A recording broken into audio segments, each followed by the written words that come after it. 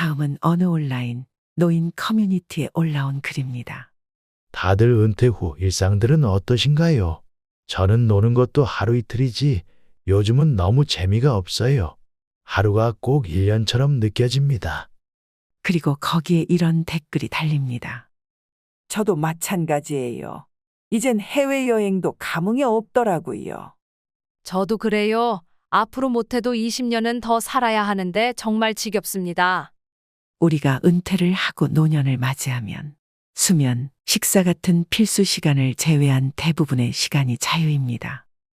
게다가 평균 나이는 80대 중반, 길게는 100세까지 사는 분들도 종종 보이는 요즘입니다. 혹시나 여러분들 중 젊어서 직장 생활, 육아로 정신없이 살던 때에는 그렇게 그리던 여유로운 삶이 막상 노년에 펼쳐지니 뭘 해야 할지도 모르겠고 너무 막막해서 허무함에 빠지신 분들은 안 계신가요? 그것은 여기 몇 년 전 명예퇴직을 하시고 올해 70이 된 김씨 할아버지도 마찬가지였습니다. 김씨 할아버지는 60대 중반에 은퇴를 하셨습니다. 할아버지는 드디어 사회와 가정으로부터 벗어났다는 해방감에 그동안 만나지 못했던 사람들도 만나고 여행도 다니시며 미뤄왔던 자유를 만끽하셨습니다. 그렇게 몇 년이 흘러서 다시 일상으로 돌아온 할아버지는 갑자기 앞이 캄캄해졌습니다. 인생이 너무 지겹고 막막하고 허무했기 때문이었습니다. 이유인 즉슨 여행은 비용이 많이 들어 계속 갈 수가 없었고 그마저도 몇 번 반복하니 지겨웠습니다. 그리고 친구를 만나도 정서적인 소모가 컸고 한 번 만날 때마다 들어가는 밥값, 술값이 만만찮았지요. 또한 할아버지의 나이가 이제 70인데 막상 70이 되어보니 젊었을 때 생각했던 70세와는 거리가 멀었습니다. 몸이 여기저기 조금씩 아프긴 했지만 사는데 크게 지장은 없었습니다. 그러면 적어도 앞으로 15년은 좋게 더 살 텐데 뭘 해야 하나. 일을 하지도 할 수도 없는 나는 이제 무엇인가. 자문을 해볼수록 막막함은 더해져만 갔습니다. 그래서 할아버지는 마치 영혼이 빠져나간 사람처럼 하루 종일 소파에 누워 TV를 보면서 시간을 때우셨습니다. 게다가 은퇴 전엔 지방에서 일을 하였기에 기러기 아빠, 주말 부부로 살았던 할아버지였습니다. 그렇게 조용한 집에서 아내와 새삼 어색하게 얼굴 맞대고 있으려니 할아버지는 적응이 더 힘들기만 했습니다. 그래서 꺼다 놓은 보릿자루처럼 하루 종일 가만히 앉아 있었습니다. 하지만 어느 날부터 아내의 표정이 굳어지는 것 같더니 점점 할아버지를 대하는 태도가 쌀쌀맞게 변해갔습니다. 그러던 어느 날 갑자기 아내가 화를 크게 냈습니다. 당신 진짜 해도 너무한 거 아니야? 내가 지금 무진장 참고 있는 거 알아? 할아버지는 그동안 타지에서 가족과 떨어져서도 열심히 일해준다며 고맙다고 말하던 아내가 갑자기 화를 내자 당황스러우면서 상심도 컸습니다. 당신 갑자기 왜 그래? 뭐가 너무하다는 거야? 그러자 아내는 영문을 모르는 남편이 더 어이없다는 듯 아니 지금 그걸 몰라서 물어? 몇 년 동안 전혀 눈치를 못 챘다는 게 말이 돼? 내 친구 남편들도 회사 은퇴한 사람들이 꽤 있지만 당신처럼 그렇게 살진 않아. 은퇴를 했으면 이젠 집안 살림도 좀 돕고 그래야지. 하루 종일 소파에 누워서 삼시세끼 밥만 받아먹고 있는 게 말이 되냔 말이지. 할아버지는 아내의 매몰찬 말투가 너무 섭섭했습니다. 그동안 가정을 위해 한눈 팔지 않고 성실하게 살아온 자신의 인생이 부정당한 기분이 들었습니다. 당신이야말로 너무한 거 아니야? 내 평생을 가족들을 위해 일하다가 이제야 한숨 돌리고 있는 건데 그게 그렇게 못 봐줄 일이야? 당신 은퇴한 지 벌써 3년이 넘었어. 그 정도면 나도 많이 봐준 거야. 그리고 당신은 은퇴했겠지만 난 아직 직장에 다니면서 당신 밥까지 해야 한다고. 하루 삼시세끼 당신 밥 차리는 게 얼마나 힘든지 알기나 해? 입맛도 까다로워서 무조건 집밥만 먹겠다고 하잖아. 설거지 한 번을 안 하면서 무슨 외식만 하면 큰일 나는 것처럼 난리를 쳐대는데 내가 어떻게 안 힘들겠냔 말이지. 할아버지는 갑자기 은퇴 후 공백 때문에 방황하시던 중에 아내는 그런 할아버지의 삼시세끼 밥을 차려내느라 스트레스가 쌓일 대로 쌓였던 것이었습니다. 물론 처음에는 아내도 그동안 고생했다며 친구들 모임도 끊은 채 기쁜 마음으로 밥을 해줬었지요. 하지만 날이 갈수록 할아버지가 소파에 누워서 꼼짝도 않자 참다 못해 끝내 폭발하고 말았던 것이었습니다. 그래서 아내의 목소리는 점점 높아지고 있었고 거기에 할아버지도 질세라 같이 언성이 높아졌습니다. 그런데 다행히 보다 못한 딸이 중재에 나섰습니다. 엄마, 우리 오늘 저녁은 외식할까? 엄마 좋아하는 콩국수 어때? 집에서 꼼짝 않는 네 아빠가 잘도 외식한다 하겠네. 그러면서 아내가 할아버지를 흘깃 바라보았습니다. 이 상황이 너무 낯설고 당황스러웠던 할아버지는 은근슬쩍 안방으로 들어가는 것으로 상황을 모면하려 했습니다. 그러자 딸이 방으로 쫓아와 아빠도 콩국수 먹으러 가자며 분위기를 띄웁니다. 그러면 보통 살짝 져주는 척 따라가면 되는데 할아버지는 딸 앞에서 못난 모습을 보여서 너무 민망했습니다. 그래서 본심과는 전혀 다른 말이 나오고 말았습니다. 귀찮게 뭐하러 나가? 그냥 집에서 대충 때우면 될걸. 저것 좀 봐봐. 내가 밥순이도 아니고 맨날 아주 미쳐요, 미쳐. 아내가 다시 발끈하자 할아버지는 더 어쩔 줄 몰라서 안방에서 가만히 서 있었습니다. 그래도 이 상황을 해결하려 딸이 아내를 재차 달랬습니다. 엄마, 날씨도 덥고 기분도 풀 겸 그냥 콩국수 먹으러 가자. 엄마 콩국수 좋아하잖아. 아내는 딸아이의 말에 기분이 조금 풀렸습니다. 아이고, 남편보다 자식이 훨씬 낫네. 그리고 딸은 다시 안방으로 들어와서 할아버지에게 재차 외식을 권했습니다. 할아버지는 아내와 평생을 같이 살았지만 솔직히 아내가 콩국수를 좋아하는지도 몰랐습니다. 그리고 중간에서 딸아이가 애쓰는 모습도 안쓰럽고 전에 없이 화를 내던 아내의 기분도 풀어줄 겸 다 같이 콩국수를 먹으러 갔습니다. 그렇게 식사 후 아내는 스트레스도 풀 겸 딸과 시간을 보냈으면 해서 할아버지만 그냥 귀가를 하였습니다. 덕분에 딸아이는 한참을 엄마의 하소연을 들어야 했습니다. 이건 뭐 집안일에는 손 하나 까딱도 안 하고 하루 종일 리모컨 들고 소파에만 누워있으면 어떡하자는 거야? 내가 삼시세끼 밥 해대느라 아주 몸살이 날 지경이야. 외식도 싫어하지. 국이나 찌개 없으면 밥은 먹지도 않지. 이게 사람이 할 일이니? 그러자 딸은 곰곰이 생각하다 이렇게 말했습니다. 엄마, 얼마 전에 TV에서 은퇴 후 아빠들에 관한 다큐를 봤거든요. 혹시 아빠도 은퇴하시고 약간 우울증 같은 게 온 거 아닐까요? 그렇지 않아도 하루 종일 TV만 보시는 게 걱정이 되긴 했거든요. 그래도 다들 혼자서 밥도 잘 챙겨 먹는다더만 대체 네 아빤 왜 그런다니? 그렇긴 한데 요즘 아빠 표정을 보면 많이 공허해 보였어요. 낮에 안방에서 힘없이 새우잠 주무시는 거 보면 괜히 짠하기도 해요.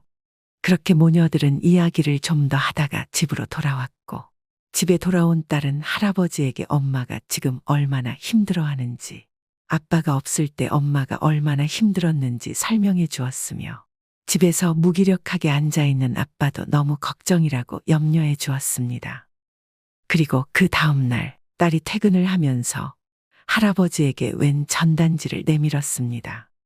아빠, 이거 우리 동네 복지센터에서 하는 취미 수업이래. 아빠가 그동안 하고 싶었는데 못했던 거 있으면 해보면 어떨까? 수강료도 3만 원밖에 안 한대.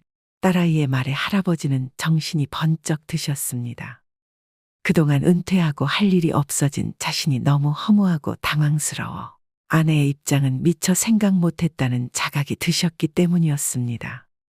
하지만 딱히 취미도 없었고 좋아하는 것도 없으셨기에 할아버지는 어떤 수업을 들어야 할지 몰랐습니다. 그래서 무엇이든 일단 시작해보자 싶어서 요리 수업을 들어보기로 했습니다. 그리고 그동안 혼자서 고생했을 아내를 위해 늦잠이라도 편히 잘 수 있게 내가 아침밥을 해주리라. 할아버지는 이렇게 결심하셨습니다. 그리고 다음 날 바로 동네 복지센터에 가서 요리 수업을 듣기 시작했습니다.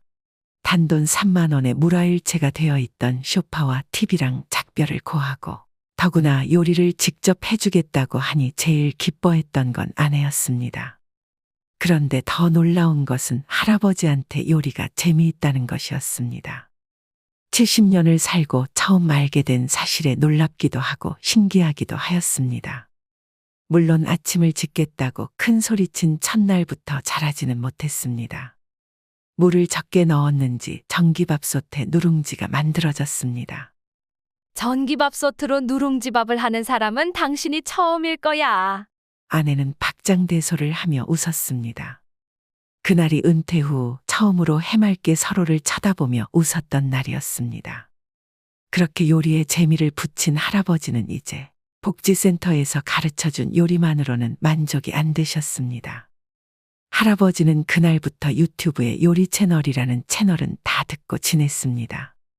마치 미지의 세계를 탐구하는 느낌이었습니다. 요리마다 쓰는 방법이 다르다니 어슷썰기, 깍둑썰기, 채썰기, 돌려깎기 등등 세상이 이렇게 재미있을 수가 없습니다. 할아버지는 이제 요리 재료도 신경을 쓰기 시작하셨습니다. 그래서 이번에는 옥상에 텃밭을 가꾸기 시작했습니다. 이것도 얼마나 재미있는지 몰랐습니다. 그 중에 제일 재미있는 게 방울토마토였습니다. 봄에 심어서 한번 열매가 열리기 시작하면 가을까지 계속 토마토를 먹을 수 있었습니다. 그렇게 할아버지는 조금씩 또 다른 자신을 찾아가고 계십니다. 그렇게 할아버지는 처음에는 요리가 여자들의 전유물로 여기시고 아무것도 하지 않으셨지만 그것을 깨고 대기업 다녔던 사람이라는 스스로의 지위를 내려놓자 새로운 세계가 밀려와 할아버지 인생을 가득 채웠고 그러자 가족들이 웃기 시작했으며 그것들이 하나가 되어 할아버지에게 행복을 가져다 주게 된 것입니다. 보통 장수를 하시는 분들은 나이가 들어서도 자신의 취미 생활을 즐기는 경우가 많다고 합니다. 다양한 취미 생활로 인생을 건강하고 활력적으로 살수록 더 오래 건강하게 살 수 있기 때문이라고도 하는데요. 혹시나 여러분들은 어렸을 적 꿈은 없으셨나요? 돈을 벌어야 했기에, 삶을 살아내야 했기에 어쩔 수 없이 내려놓은 것은 없으셨는지요? 아니면 그걸 고민할 시간조차 가져보지 못하신 것은 아닌지요? 저는 어느 날 저희 집 창고 구석에서 두꺼운 종이 뭉치를 찾아낸 적이 있습니다. 오래되어 묵은 냄새가 났지만 소중히 보관한 티가 났습니다. 그 종이를 하나하나 넘겨보니 그것은 소설이었습니다. 그것도 사인펜으로 손수 적은 소설이었습니다. 글씨체가 낯익은 것이 딱 아버지의 그것이었습니다. 하지만 아버지는 다른 일을 하시는 분이었습니다. 그리고 아버지의 일기장도 찾아내었습니다. 일기장에는 하루하루 당신의 고단한 삶이 생생히 기록되어 있었습니다. 제가 어떻게 태어났는지, 어떻게 사랑받았는지도 상세히 알 수 있었죠. 여보, 미안하고 사랑한다오. 라는 글씨가 꼬부라지고 내용이 두서가 없는 걸 보니 이날은 약주를 드신 날이었나 봅니다. 아버지의 일기장에 의하면 아버지는 글을 쓰는 걸 너무 좋아하신 분이셨습니다. 하지만 집안 형편이 너무 어려워 할머니는 아버지에게 공부를 시켜주지 못했습니다. 당시엔 공부도 못하고 딱히 돈이 되는 재능이 없으면 공장 기숙사에 아이들을 맡겼다고 합니다. 그러면 아이들은 공장에서 12시간 넘게 일을 했습니다. 대신 엄마들은 돈이나 간장 같은 물건을 보수로 받았다 합니다. 하지만 아이들에게 노출된 환경은 열악하기 그지없었습니다.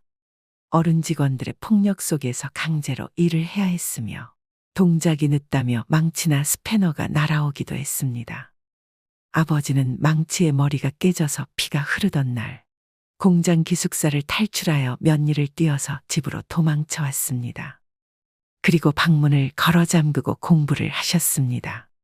내가 살 길은 공부뿐이다 여기시고 밤에는 방문을 이불로 막고 촛불 아래 공부를 했습니다. 당시엔 양초도 귀했던 시절이라 할머니의 불호령이 떨어졌기 때문이었습니다. 그래서 어쩌다 2등을 한 날엔 1등한 친구의 뒤를 밟아 그 집 친구의 방이 몇 시에 불이 꺼지는지 확인한 뒤 그 친구보다 1시간 더 공부를 했다고 합니다. 그래서 자신의 의지와는 상관없이 돈을 벌기 위해 일하고 공부하며 삶을 살아내야만 했던 세월들. 아버지의 일기장에는 이런 치열했던 이야기들이 담겨 있었습니다. 그런데 저는 아버지에게 한 번도 자신이 소설가를 꿈꾸었다는 얘기를 들어본 적이 없었습니다. 난 괜찮으니 넌 공부만 해라. 내가 어떻게든 받쳐줄 테니 넌 공부만 하면 된다. 늘 이렇게 말씀하셨죠. 어릴 땐 그것이 부담이라 싫었고, 왜 아버지는 나를 사랑해 주지 않고 공부만 하라고 하시나 화가 나기도 했었습니다만, 아버지의 일기장을 보니 아버지는 항상 제게 사랑한다고 말을 하고 계셨던 것이었습니다. 내가 하고 싶은 것보다 네가 더 소중하다. 네가 하고 싶은 것이 내가 하고 싶은 것이다. 공부하고 또 공부해라. 사랑하고 또 사랑한다. 그렇게 아버지는 속으로 제게 학교 공부 제대로 시킨 자식에게 논밭대기 물려주지 않아서 다행이라고 고개를 끄덕이셨을까요? 그러니 여러분들은 어떠신가요? 삶이 여러분들에게 허락하지 않았던 것들이 있지는 않으신가요? 그렇다면 실제로 우리나라의 현재 60대 이상의 여러분들께서는 어떤 취미를 가지고 계실까요? 한국노인작업치료학회가 우리나라 60대 이상의 국민들을 대상으로 실시한 노인분들이 노후에 보내는 여가생활 실태에 대한 조사에 따르면 1위는 TV 시청이 가장 높았고 2위는 스마트폰 하기, 3위는 휴식, 4위는 산책, 걷기, 5위는 국내 여행하기, 6위는 집안일, 7위는 공원 가기였습니다. 사회가 고도로 발달한다지만 노인들의 복지는 돌아볼 틈 없이 쉼없이 앞으로만 달려가니 정작 우리나라를 여기까지 이끌고 만들어 온 노인분들은 집으로 스마트폰으로 공원으로 소외되고 있다는 것을 알 수 있습니다. 물론 나이가 들면 힘이 빠지기 때문에 할 수 있는 취미가 한정적일 수밖에 없다지만 그렇다 하더라도 우리가 집에 앉아 가만히 TV나 보며 죽는 날만 기다려야 할까요? 우리 개개인의 상황에 따라 맞는 취미를 찾을 수는 없을까요? 전문가들 또한 말합니다. 아무래도 요즘 정보 제공 서비스가 온라인 중심이다 보니 노인분들이 정보를 얻기가 어려우셔서 취미가 다양하지 못할 수밖에 없다고 말입니다. 그 예로 교통수단을 인터넷으로 예매하실 때 불편하다고 느끼신 분들이 60%였고 그마저도 노인분들 중 58%만이 인터넷 예매를 경험하셨다고 합니다. 또한 무인식당에서 터치기기로 주문하실 때에도 터치기기를 경험하신 분들은 58%밖에 되지 않았으며 그중 64%의 노인분들이 불편했다고 하십니다. 따라서 이것은 우리 사회가 좀 더 노인 친화적인 시스템으로 바꾸어야 할 것은 바꾸고 바꾸지 말아야 할 기존의 것은 바꾸지 말아야 한다고 볼 수 있겠습니다. 그러하니 여러분들께서 그동안에는 평생 자식과 남을 위한 희생의 땀을 뚝뚝 흘려오셨다면 이제는 그 땀을 스스로를 위해 흘려보실 생각은 없으신가요? 그런 의미에서 지금부터 여러분들께 노년에 하실 수 있는 취미를 몇 가지 추천해 드릴 텐데요.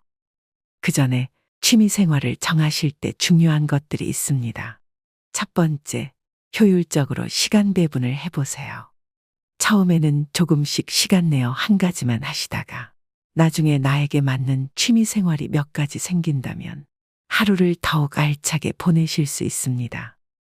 가령 낮에는 체력 소모가 있는 자전거를 탄다면 저녁에는 음악 감상을 하실 수 있으며 아니면 낮에는 목공을 하시고 저녁에 바둑을 두실 수도 있죠. 또한 낮에는 사진을 찍고 저녁에는 블로그나 유튜브 영상을 제작하는 식으로 두세 가지의 취미를 병행하실 수 있습니다. 두 번째, 취미 비용을 줄여보세요. 대부분의 사람들이 여행이나 골프 같은 취미를 매번 하기는 힘듭니다.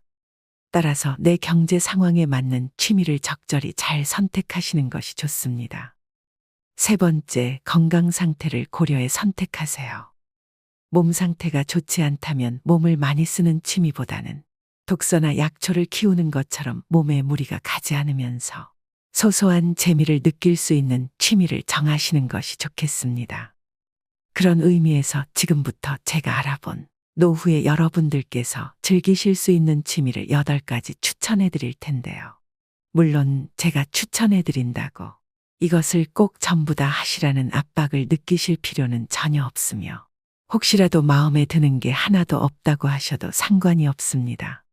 그저 노후에 즐길 수 있는 취미의 종류가 이런 것들이 있구나. 취미를 즐기는 것이 그렇게 어려운 것이 아니구나.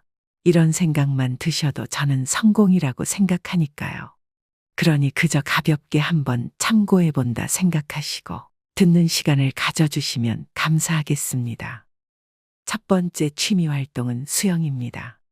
수영은 가장 돈을 적게 들이면서 관절에도 무리가 없고 위험성이 적은 최고의 운동입니다. 그리고 노년층에게 관절염, 사회성, 협동심 등 다양한 측면에서의 장점이 많은 운동이기 때문에 대한노인 재활의학회에서도 권장하는 운동입니다. 또한 노인들이 불가피하게 넘어질 경우에도 수영을 한 분들은 균형 감각으로 인해 넘어질 때의 피해를 줄일 수 있기 때문에 더욱 더 수영을 추천한다고 합니다. 그리고 요즘은 시골에도 동네 주민 스포츠 센터가 있어 수영장을 쉽게 접할 수가 있으니 동네 주변을 한번 둘러보시는 것은 어떨까요? 두 번째 취미 활동은 탁구입니다. 탁구는 유산소 근육 운동이 결합한 스포츠입니다. 남녀노소 모두 즐길 수 있고 과격하지 않으면서도 운동량이 많은 게 특징이죠. 계절에 상관없이 즐길 수 있어서 취미로 즐기기 좋습니다. 같은 시간 동안 등산을 하는 것보다 칼로리 소모량이 1.4배나 많으며 폐기능 강화는 물론 복근, 허벅지, 어깨, 종아리의 근육 발달에 매우 좋습니다. 또한 안전사고나 부상의 위험이 가장 적은 종목이기도 해서 나이가 들어도 부담 없이 즐길 수 있는 장점이 있습니다.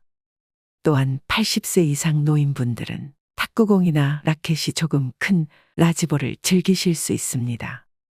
참고로 탁구는 노인종합복지관과 지역 탁구장에서 배울 수 있습니다.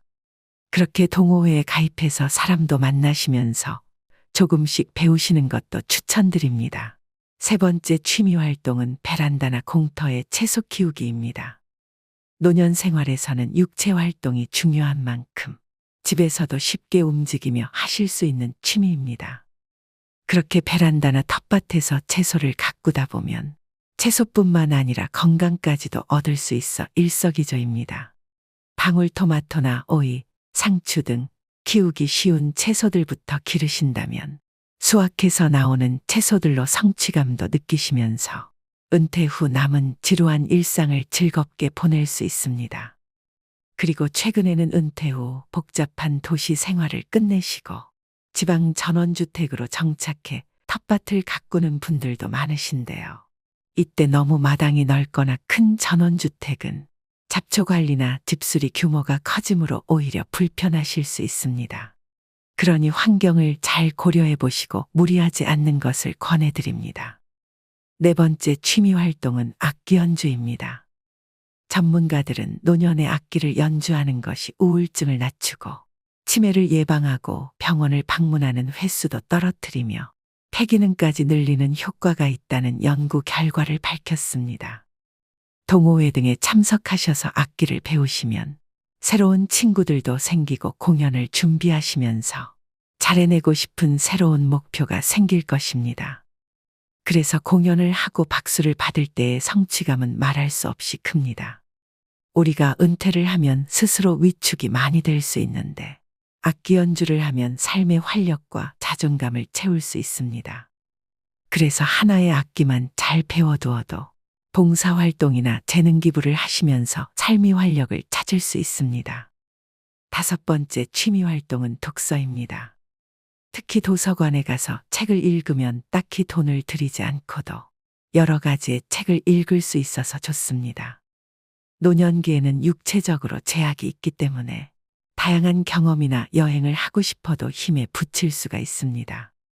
그러나 우리는 책 한 권으로 세상 어디에든 갈 수 있으며 내가 경험해보지 못한 것을 체험해 볼 수 있어 좋습니다.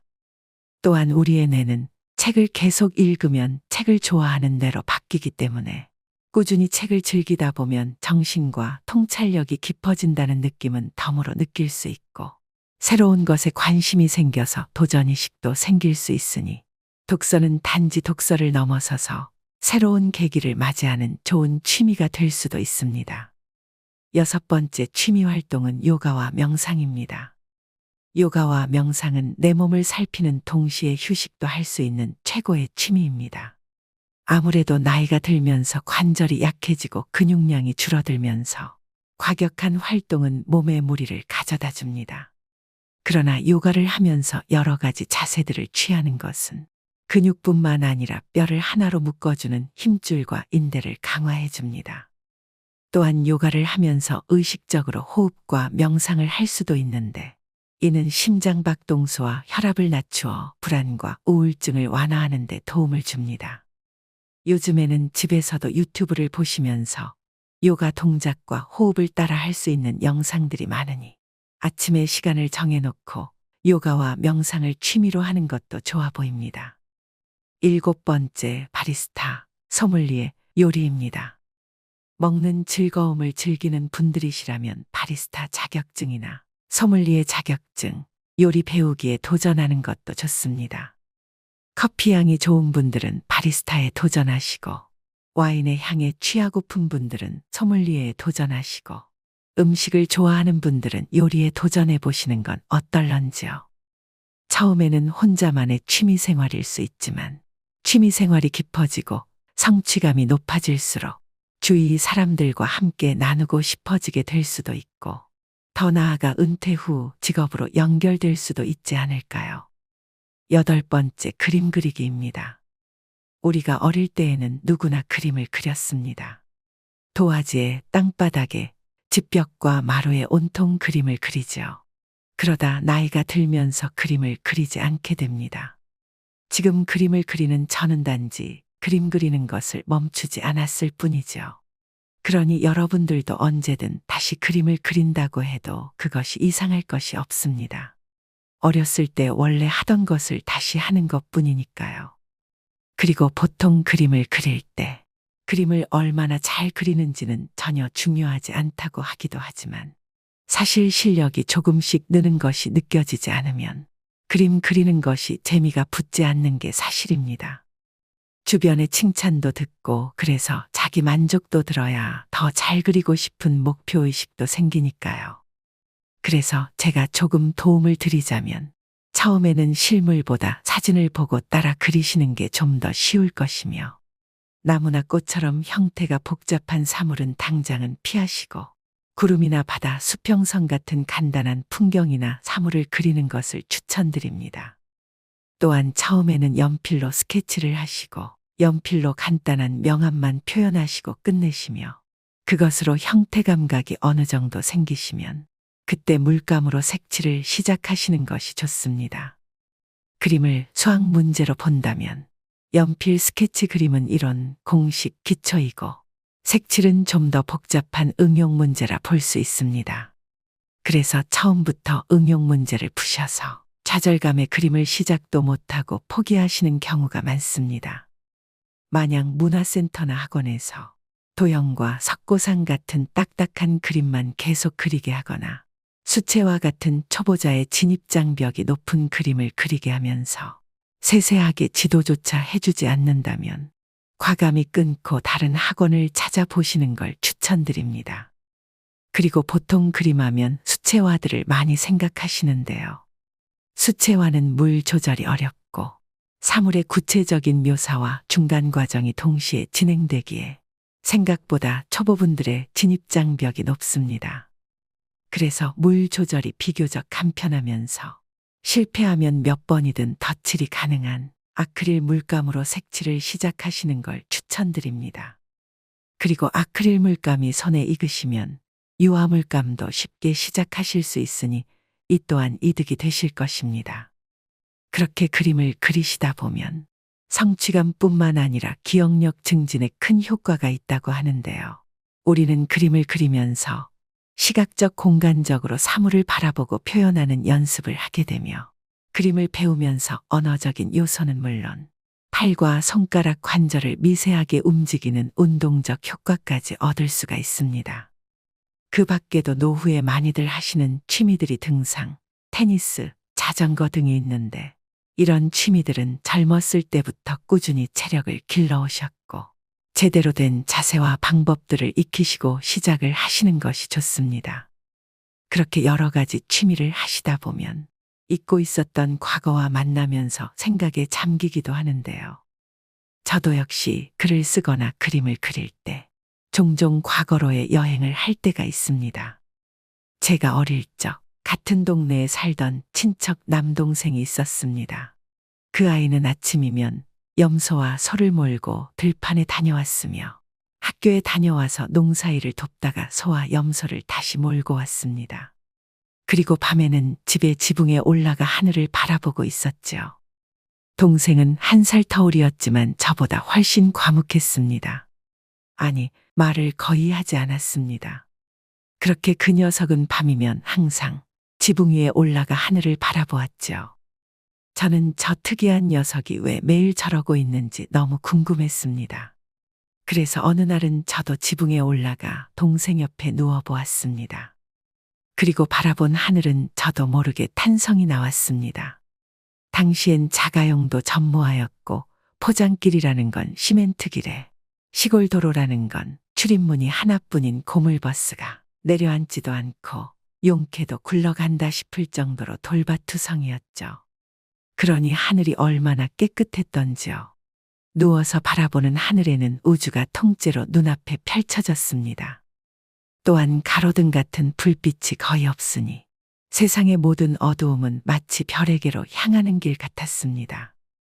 마치 내가 우주 한가운데 떠있는 느낌이었죠. 그제서야 저는 동생이 왜 말없이 하늘만 바라보는지 알았습니다. 이따금 한 번씩 떨어지는 별똥별에 하는 감탄만 할 뿐이었습니다. 그리고 몇 년 뒤 저는 이사를 갔고 그 뒤로 먼 친척이었던 그 동생을 볼 수 없었습니다. 그리고 어느 명절날 저는 머리가 희끗희끗 채워버리고 나서야 그 동생을 만날 수 있었습니다. 저는 동생을 보자마자 그 별들이 생각나 너무 반가웠습니다. 하지만 그 동생은 저희 반가운 기색과 무관히도 느닷없이 자기 이야기를 늘어놓기 시작했습니다.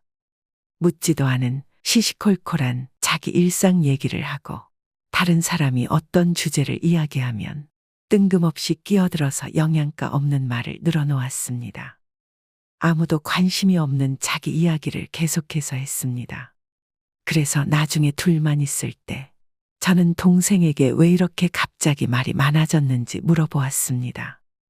그러자 동생은 부모님 농사일만 돕다가 성인이 되어 세상에 나갔더니 모두들 자기를 바보 취급했다고 합니다. 동생의 과묵함은 인간미 넘치는 여백이 아니라 모자람으로 취급받았다 합니다. 그래서 다들 말도 제대로 못하는 어리숙하고 순진한 바보라고 놀렸다고 합니다. 그래서 동생은 어느샌가부터 말이 많아졌다고 합니다. 자기 의사가 없어도 있는 척 했다고 합니다. 아니어도 맞다고 했다고 합니다. 하늘이 거기 있어서 별들이 거기 있어서 홀린 듯 바라보며 가만히 있어도 행복했던 아이가 내가 저 은하수의 별들을 바라보듯 별들도 나를 바라보고 아름다워할까 하던 그 아이가 타지에서 얻어먹는 밥이 얼마나 목이 메었던지 남의 집살이가 얼마나 고되었던지 매일 밤 바라보던 그 별들을 잊은 것이었습니다. 그런데 그것이 제게는 꼭 그 동생이 마치 꿈꾸는 것을 잃어버린 어린 왕자처럼 보였습니다. 혹시 여러분들도 어릴 적 마음속에 품고 있었던 별이 있으셨나요? 그리고 있었다면 세상 풍파에 부딪혀 그만 그 별을 잃어버리신 것은 아니신가요? 누군가는 이야기합니다. 노인이 되어 찾는 취미의 시작은 내 어릴 적 못 이룬 꿈을 찾는 것에서 기인한다고 말입니다. 그런데 여러분들께서는 혹시 나는 그런 게 없었는데 그래서 이 나이에 무슨 꿈인가? 이 나이에 새삼스럽게 무슨 취미 생활인가? 이런 생각을 하실지도 모르겠습니다. 그리고 물론 그 생각이 틀렸다는 것은 아니지만 만약 그렇다 하시면 저는 어쩐지 좀 서글픈 마음이 드는 것이 사실입니다. 아마도 그 시절 꼭 거창한 걸 해보고 싶은 어린아이는 없었을 것입니다. 나도 모르게 무의식적으로라도 하고 싶었지만 상황이 여의치 않아 못한 일들이 있지 않았을까요? 그것이 아주 사소한 것이어도 말입니다. 그리고 또한 지금까지는 돈 벌고 자식 키우시면서 채우면 채울수록 허전한 삶에 매달려 살아오셨다면 어린 시절 바라보았던 하늘 가득 반짝이던 별들을 떠올려 보세요. 그 밤하늘 우러러 넉넉했던 그날의 순수를 떠올려 보세요. 저는 분명히 여러분들께서 노후의 집에서 하루 종일 TV를 보는 삶을 위하여 이날까지 그토록 헌신해 오신 것은 아닐 거라 믿고 싶습니다. 그래서 우리가 그때는 시절을 잘못 만나 우리의 별을 잊고 살 수밖에 없었다면 이제는 다시 그때의 나를 찾는 여행을 한번 해보시는 것은 어떨까요?